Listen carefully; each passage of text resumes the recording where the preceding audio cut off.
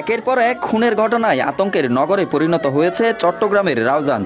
এই উপজেলায় থামছে না হত্যাকাণ্ডের ঘটনা। এবার গুলিতে প্রাণ গেল আব্দুল মজিদ প্রকাশ ভান্ডারী নামে এক যুবদল কর্মীর। বুধবার সন্ধ্যায় রাউজান উপজেলার অলিমিয়াহাট এলাকায় এ ঘটনা ঘটে। নিহতের পরিবার জানায়, অলিমিয়াহাট এলাকায় নিহত মজিদের সঙ্গে কয়েকজনের তর্কাতর্কি হয়। তবে কী কারণে তাকে কে বা কারা হত্যা করেছে সে বিষয়ে তারা স্পষ্ট নয়।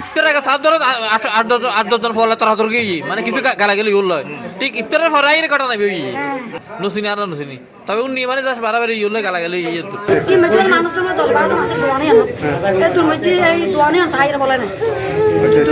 তিনজন বলি না চারজন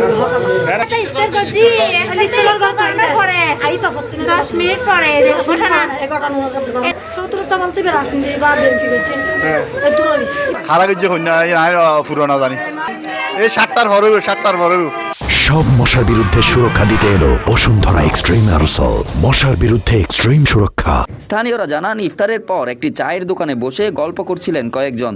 এ সময় বাইরে থেকে আসা সশস্ত্র দুর্বৃত্তরা মজিদকে লক্ষ্য করে গুলি ছোড়ে। গুলিবিদ্ধ অবস্থায় স্থানীয়রা তাকে উদ্ধার করে উপজেলা স্বাস্থ্য কমপ্লেক্সে নিয়ে গেলে কর্তব্যরত চিকিৎসক মৃত ঘোষণা করেন। উনি হচ্ছে 7:30টার দিকে আমাদের এখানে ওনাকে গুলিবিদ্ধ অবস্থায় নিয়ে আসা হয়। তো উনি হাসপাতালে আসার আগেই মৃত্যুবরণ করেন।